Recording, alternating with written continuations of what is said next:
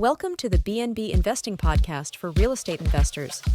Fix and flippers and realtors exploring investment options with Airbnbs and short-term rentals through acquisition, leasing, or management to generate consistent monthly revenue.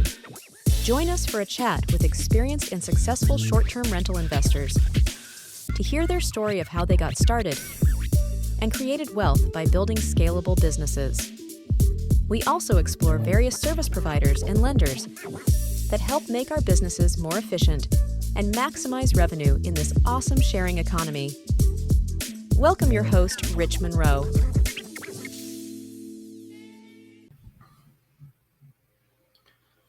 Hey everybody, Rich Munroe here with BNB Investing Group. Thanks for jumping on this week.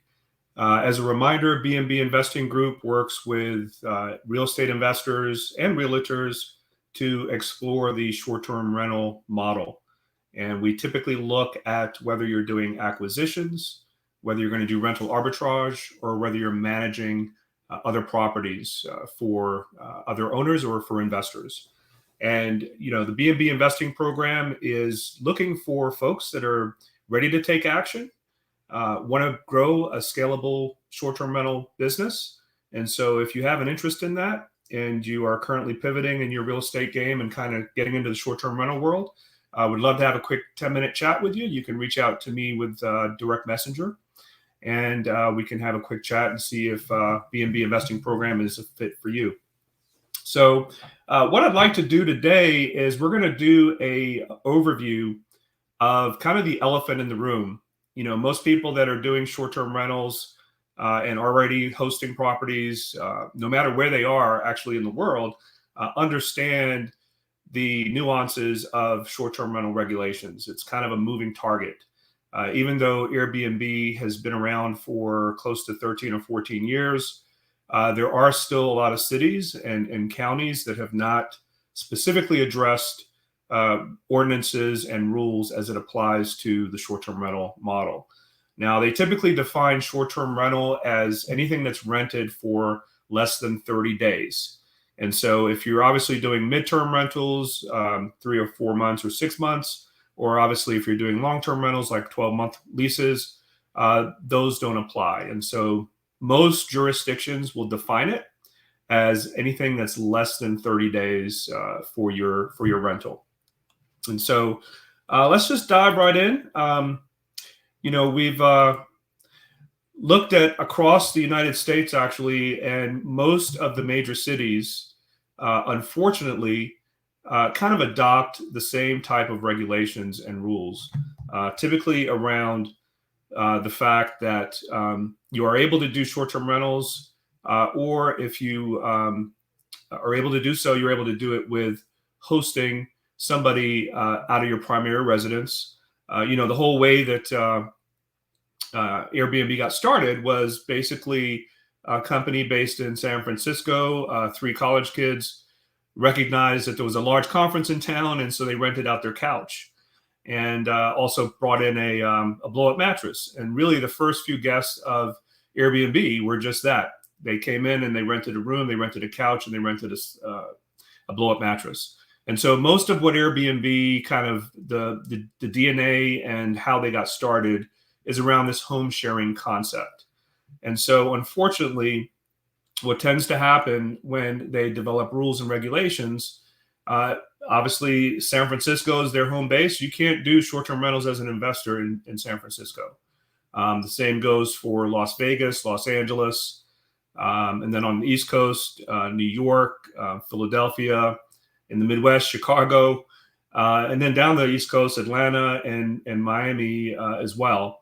And so it's not only just in the United States. There are the same kind of rules that end up getting typically set across the world. And so whether you're in Paris or Berlin or London, they're all facing the same issues. And so, they've kind of over the years done an analysis on how strict the regulations are based on the location and based on the city. And that's kind of what this chart is displaying here. In a lot of cases, you've got, very strict regulations. Same thing here with these other locations: Paris, Amsterdam, Barcelona, New York, and Berlin. And, quite literally, this is, like I mentioned, a moving target. And so, just today, there was news from New York City about hampering down on short-term rentals again. They've already had regulations in place in New York for quite some time. And they've got a recent change that they're going to be basically shutting down a lot of Airbnb listings. And unfortunately, when this happens, Airbnb does tend to try to work with hosts. However, Airbnb is kind of a volume-driven entity, and so their main purpose is kind of driving more and more hosts onto the platform that are able to do it out of their homes. They're less concerned about folks that have multiple listings, and so they typically gravitate towards that when it comes to rulemaking. For those of you that are jumping on, if you wouldn't mind just confirming for me that the audio is coming across clear and you can hear me and that you can see the screen. Also, just shoot out there for me kind of where you're based. I know we have a lot of members that are here in the Atlanta area and also in Florida. But if you wouldn't mind just throwing in comments for us kind of where you're based. I'd love to take some questions on this topic. Short-term rental regulations is really the first step when you are looking at figuring out what target market you want to go into. And so definitely, this is really, as an investor, and if you're starting out with short-term rentals, this is kind of where you're going to start. And so I wanted to kind of provide everybody with an overview of what the environment's like, what it looks like in different locations, and then also some resources on how to understand these regulations, because a lot of times they're not crystal clear. And so part of what typically starts the pattern here in most of the major cities as to why these regulations end up coming to be, typically a lot of the city council members tend to lean on the affordable housing argument that there's a lack of affordable housing. That's why they want to limit or do away with short-term rentals. And in a lot of cases, that's not true, because as a lot of you know, affordable housing compared to some of the short-term rentals that are in most cities are not necessarily the same type of property. And so there's been some studies that we've done that we've been able to get some statistical data that kind of shows that the housing market is not directly impacted by the short-term rental space. And so that is something that we use when we're meeting with legislators to try to explain to them that's the case. Now, the next item on here, ensure quality of life of residents. So usually, most of the time, 80 to 90% of the time, the first time that legislators start hearing about short-term rentals in their districts is when you have neighbors that are complaining about, unruly hosts. So hosts that are doing short-term rentals in their neighborhood that aren't necessarily being respectful and are not adhering to the noise compliance, as well as parking and garbage and things of that nature. And so, unfortunately, what happens is when you have those few bad apples that are hosting short-term rentals that aren't doing what they should, basically those residents are going to go complain to their council people and the folks that are on planning in the county. And when that happens, they typically will have their monthly hearings, and that's really the beginnings that starts for the short-term rental ordinance rules that get put in place. And so, unfortunately, the first time they get educated on what this is through that experience of folks that are complaining about it. And so that's why it's ultra important in your local area to be aware of what's happening in your departments, in the counties and the cities or surrounding where you're going to be investing in real estate, to make sure that you're aware of when these hearings are occurring and be able to participate in them so that you can kind of share the other side of things other than folks that are complaining. Ensure guest safety. Now, there's been a lot of bad press over the last several years on folks that are throwing wild parties in Airbnbs, as well as, drive-by shootings, things of that nature. The reality is a lot of those incidents occur just in general in all properties. And unfortunately, when it happens in an Airbnb, it gets an extra spotlight that gets put on it. and then you typically get that as the end result. It's basically kind of the horror story of what happened. There are some things that we do as hosts to mitigate that risk. A lot of professional investors that are doing this full time and have multiple listings like we do, we basically will not go live on a listing until we have met each of the neighbors, made sure they have our contact information. Don't wait to meet your neighbors when something extreme happens, as well as basically making sure that the house rules are in place. We actually have a guest portal for all of our guests. It doesn't matter if they're coming through Airbnb or other travel platforms.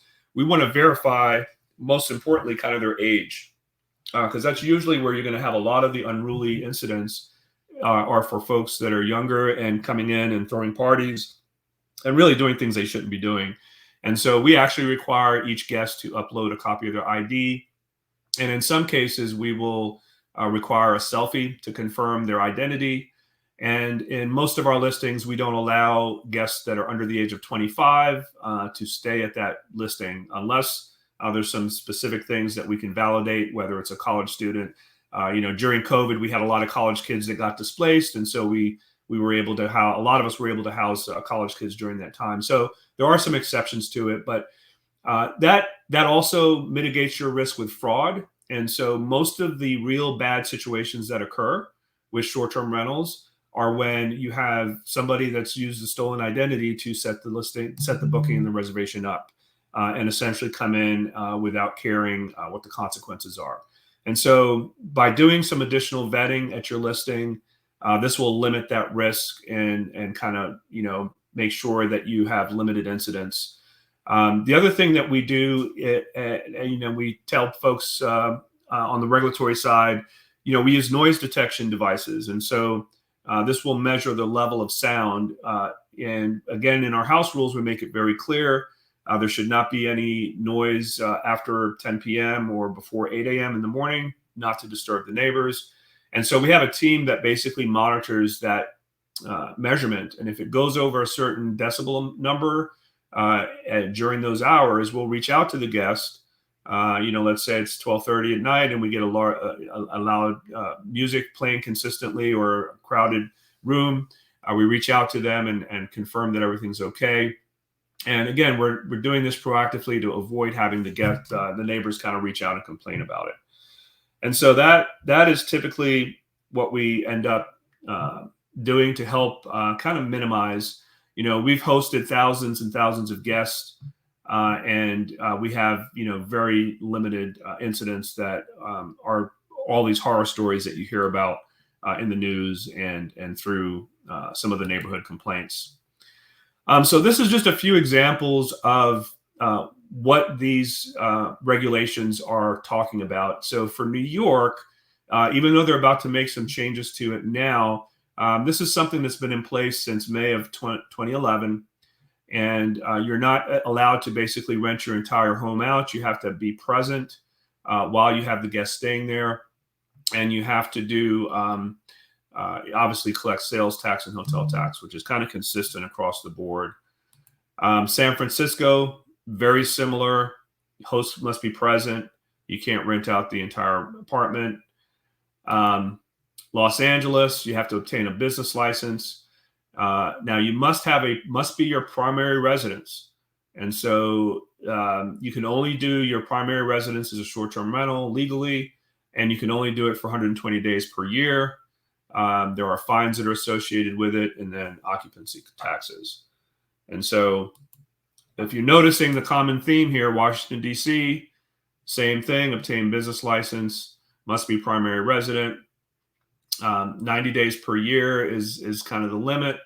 And then you have similar fine violations if it occurs. Chicago actually has the ability to obtain a license for multiple units. However, they still have a limitation on how many units you can do in a multi-unit building. So in Chicago, obviously, there's a lot of 3 and 4 and more unit buildings where you have different levels for single-family residents on each level. And so they actually only allow you to do one of those. If you own a building that has 4 units in it, you can only do one of the 4, for example. And so, again, Boston must be primary residence and obtain your license. There's fines per day. Seattle, same thing. Although they give you, must register as a business in your primary residence, but you have the ability to do 1 additional property. And so there's no surprise that there's this common theme going on. I mentioned earlier that Airbnb, when it comes down to it, if there's any ruffling or any noise about short-term rentals being banned, and that's kind of how it started in Atlanta, actually, for those of you that are familiar. Atlanta started out with an outright ban on short-term rentals. And this occurred and kind of got voted in, eventually got voted in as an ordinance, a short-term rental ordinance back in March of 2021. But again, the common theme here, it all got started from a unruly host in Buckhead that had mansions on the same street, 2 or 3 mansions on the same street. It happened to also be occupied by a neighboring resident that was a city council member. And so this particular host would throw these wall parties, loud music, a lot of people coming in and out of the neighborhood, disregarding, parking everywhere, trash everywhere. And so that city council member basically proposed at one of their planning meetings to outright ban short-term rentals in the city of Atlanta. And so as that occurred, Airbnb and their lobbying team basically came together and started developing what they call kind of model legislation, which, if no mistake, the reason why we have this common theme of primary residency is because that's kind of what Airbnb pushes. I'd say probably statistically, there's about 50 to 60% of the Airbnb listings in Atlanta at the time that all this occurred that are individual single listings by individual owners. And so from Airbnb's perspective, they look at it as, well, rather than have an outright ban, let's try to do a compromise and basically allow a primary residency requirement plus 1 property. Now, that is something that has been pushed and pushed and pushed from back in 2021 when this first got voted in. It was supposed to get implemented in 2022 in the beginning, and it's been the enforcement period has been delayed several times, and that is actually part to do with a nonprofit that we formed here in Atlanta called AMSTRA, the Atlanta Metro Short-Term Rental Alliance. And I'm going to touch on kind of where we're at with that and kind of give you guys an update on Atlanta here shortly. And so, again, Atlanta's kind of gone that same theme. The enforcement period has actually been extended through September 2024 now, 2023, sorry, next month. And so we're in the process of negotiating with them on kind of the rewrite of the rules. One of the things, again, to be aware of, anytime that there's any new legislation with your city or your county, Airbnb does try or attempt to do a good job of keeping track of that stuff. So when you set up your listing on Airbnb, you're basically going to be prompted towards the bottom here where it says local laws. And so you'll have a link to where your city and location is, if it's been updated on the Airbnb platform, and it'll walk you through what the requirements are. If you have to apply for a license, it'll also walk you through what the tax requirements are. And more importantly, in most major cities, when the ordinance is passed and in place, Airbnb will actually engage with those local governments, whether it's a city or a county, and they'll arrange to collect those taxes off of each reservation. So this is just an example of a reservation, and under the property use taxes, the $336, I know it's kind of small, but each of your payouts on your reservation will have an item collected for obviously the Airbnb fee at 3%, but then you also have your taxes that are due. And so Airbnb works out agreements with each local government, and they'll collect those taxes and pay those either on a monthly or quarterly basis directly to that jurisdiction. And so that is one benefit. Now, if you're on another platform like VRBO or some of the others, or if you get direct bookings, then you're going to be on your own to keep track of that and file for those taxes. Most of us that are doing short-term rentals, no matter what you do, 70% of your revenue is going to come from Airbnb. And so it's a good thing that a lot of the taxes are kind of tracked in that method. Now, part of what's been going on in Atlanta and some of the major changes that have occurred are in a big part due to what occurred about a year ago in New Orleans. And so New Orleans had a similar primary residency component requirement, basically that the Fifth Circuit courts ruled unconstitutional. And so they essentially said you should, based on your property rights as a citizen, you should not be required to have a primary residence in the city of New Orleans to be able to have a short-term rental. And so they basically ruled that out. And so essentially that change got made in New Orleans. Now, obviously, Atlanta and some of these other locations are not in the Fifth Circuit. However, they kind of saw what occurred there in that Court of Appeals and basically have made some changes before they finalized the short-term rental ordinance in Atlanta. Another win, so to speak, was in Wilmington, North Carolina. They had basically a ruling that deemed it not acceptable to charge certain fees for short-term rental during the registration process. And so they had to end up reimbursing all those registration fees to the short-term rentals with interest that were collected from their prior ordinance.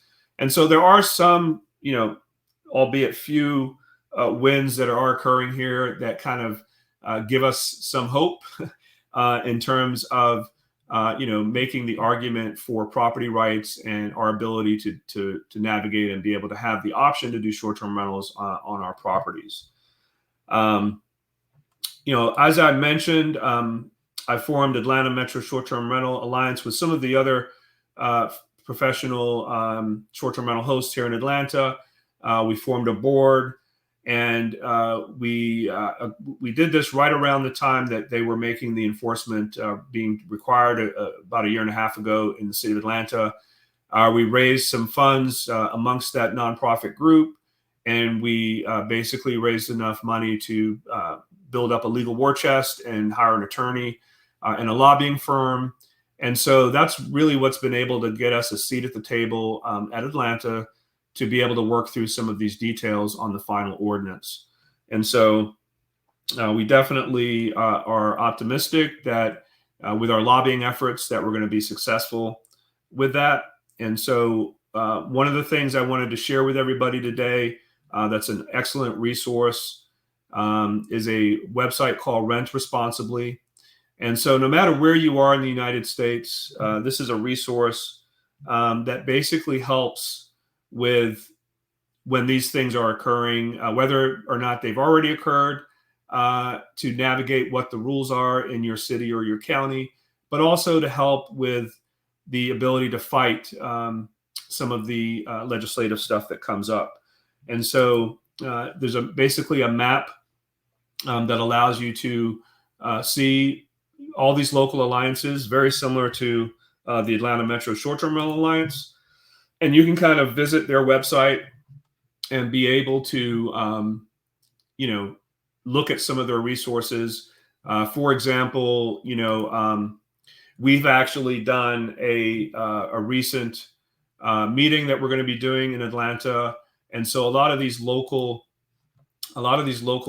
entities provide that option for you as an alliance. And so when you go to their website, there is a map directory essentially, that you're able to kind of search based on your area for that resource. And so, you've got quite a few up here in Colorado, Texas. These are the names of the alliances. These are their websites, so you can go directly to their website and be able to get that assistance.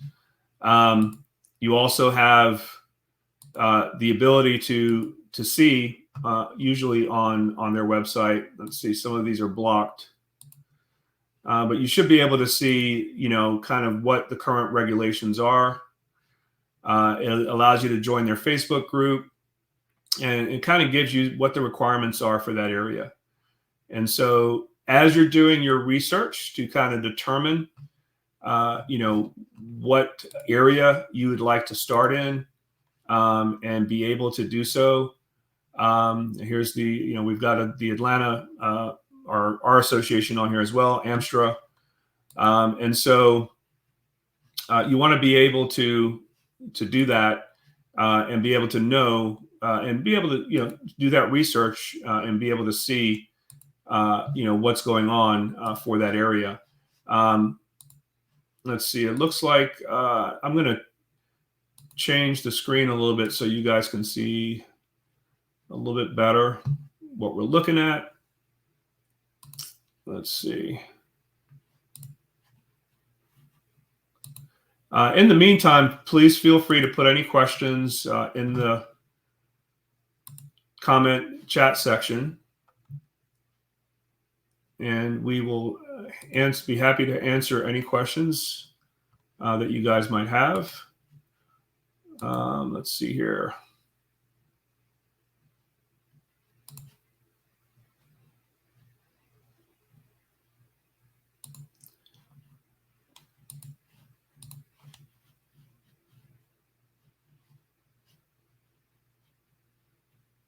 So feel free to put your questions out there.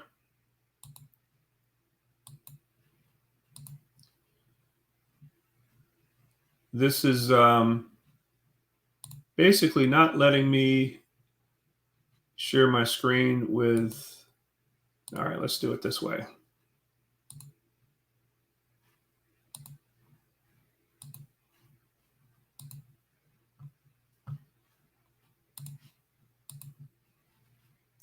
All right, so I wanted to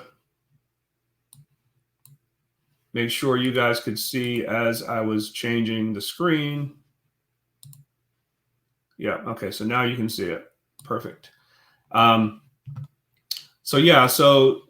the great thing about Rent Responsibly is, you've got this map to kind of see what those local alliances are. You can kind of click on it, go directly to their website. You can join their Facebook group. You can get detailed information about what the requirements are for the ordinance. They also give you basically any recent regulations. So on this part of the website under regulations, they will give you basically more details around what's required in each of those locations. And so it looks like Colorado had some recent changes as well. And so, once you get in there and subscribe, you can basically get access to all those details around what those requirements are for the ordinance.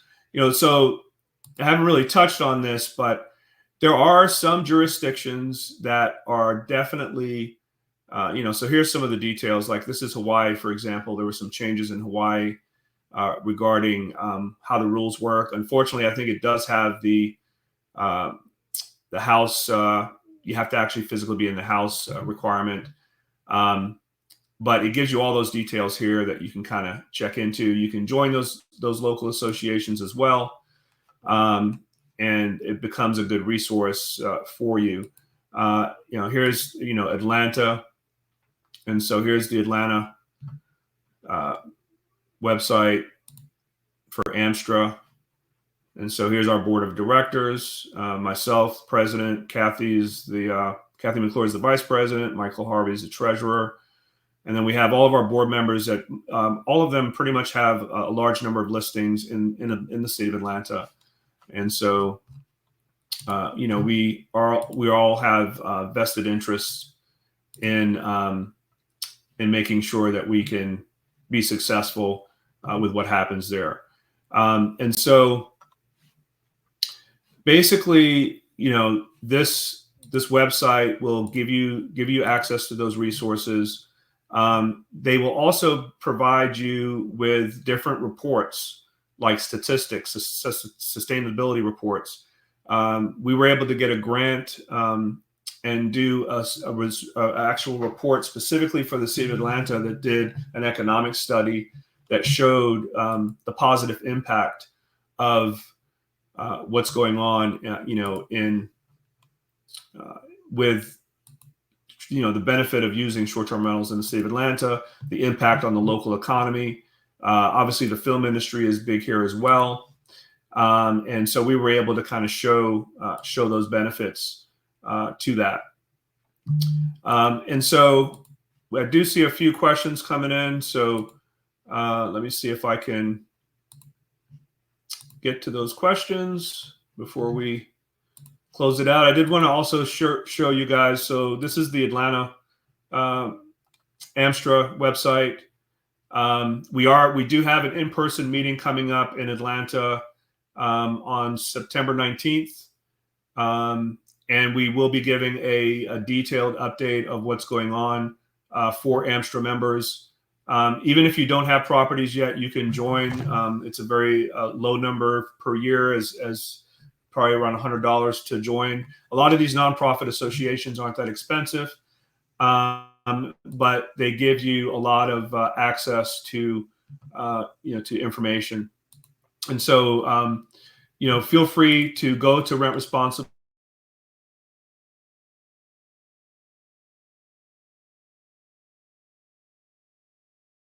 Make sure that you're able to understand what the rules and regulations are before you start investing in those local markets. And so let me take a look at some of the questions here. Are the rules for Atlanta applying for all of Georgia or just Atlanta? Do I check with my county? I have an Airbnb in Uvalde, Georgia, an hour from Macon, 45 minutes from Valdosta. Yeah, so that's a great question. And most of the time, what tends to happen is, we have, to answer specifically the question, the city of Atlanta, new rules that are coming up are specific to the city limits of Atlanta. And so there's a very, drawn, it's actually inside the perimeter, much closer inside the perimeter. But the new rules that they are going to roll out with the new enforcement date are going to be specifically only for the city limits of Atlanta. And so what I would suggest each of you do, like for this person asking the question, you need to do two things. One, check with your city. If you are in city limits, if your property is located in city limits. And then the second thing is check with the county.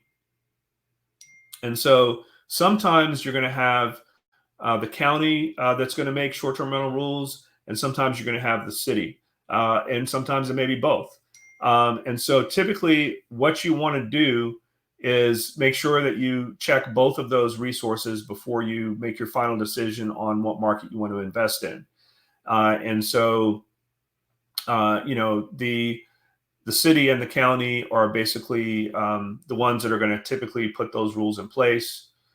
And this is another question here. What are the best markets with changing rules? And so that's a great question. So a lot of what happens, a lot of what I've been talking about that happens had been a lot of the negative things, right? And so there are a lot of positive areas. There are some counties that definitely recognize the advantage of having the tax revenue. And so they welcome the opportunity to have short-term rentals be licensed in their county or in their city. And typically they'll have very reasonable requirements, like you might still have to apply for a business license. You might have to register with the city or the county to let them know who the property manager is of that property if something were to go wrong or if there were any complaints. If you get 3 or more complaints within a 12-month window, your listing would be suspended. And so that's all quite reasonable, and basically also helps to weed out, some of these bad actors we've been talking about. And so in those cases, again, to educate what's going on in each of your markets before you pull the trigger on where you would like to invest or start doing your short-term rentals, it's key to understand what what areas have good regulations. And so the other thing to kind of obviously be aware of too is you have the ability to navigate in the outskirt areas of where there might be strict regulations. And so a good example of this is in Orlando. Obviously Disney World is in Orlando. They get a lot of international travelers as well as domestic travelers. And there's a lot of hotels there, obviously, including Disney, that accommodate folks that are coming in to visit. And so the ordinance for Orlando is very specific that you're not able to do short-term rentals unless it's your primary residence. And at that, you have to physically.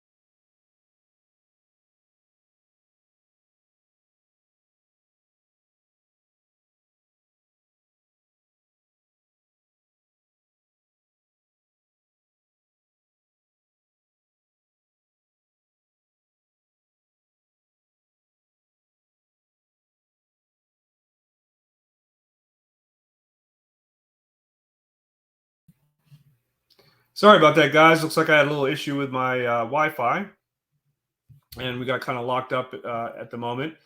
Sorry about that delay and the technical difficulty.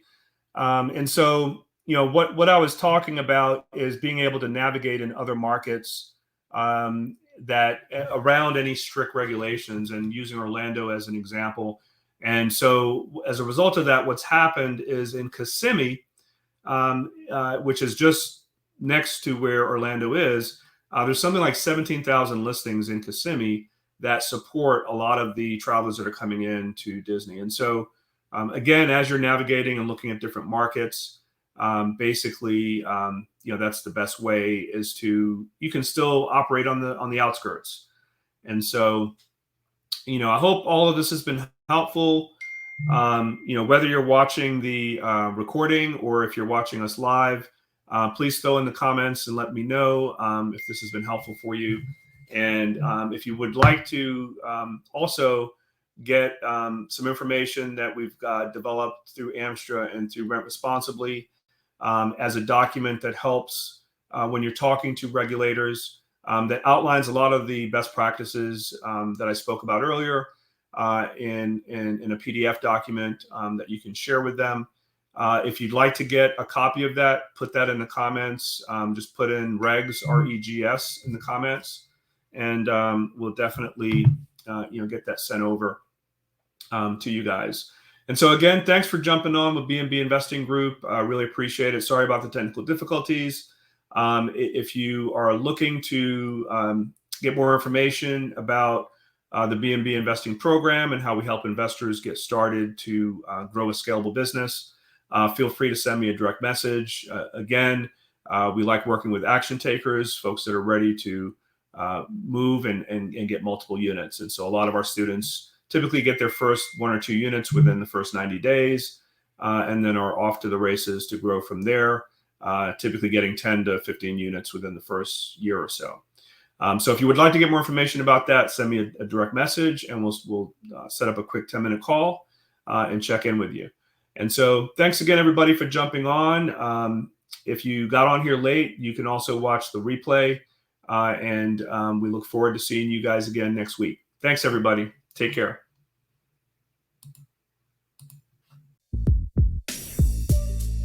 Thanks for jumping on the BNB Investing Podcast this week. Please click on the subscribe and like button below. For more trainings, property tours, and content, you can join my BNB Investing Facebook group by clicking below. If you are ready to grow your short-term rental portfolio and maximize your monthly income, you can click on the link below to schedule a quick strategy call with Rich or someone from his team to see how we can help or point you in the right direction. Stay tuned for our next episode and hope to see you on the BNB Investing Group podcast.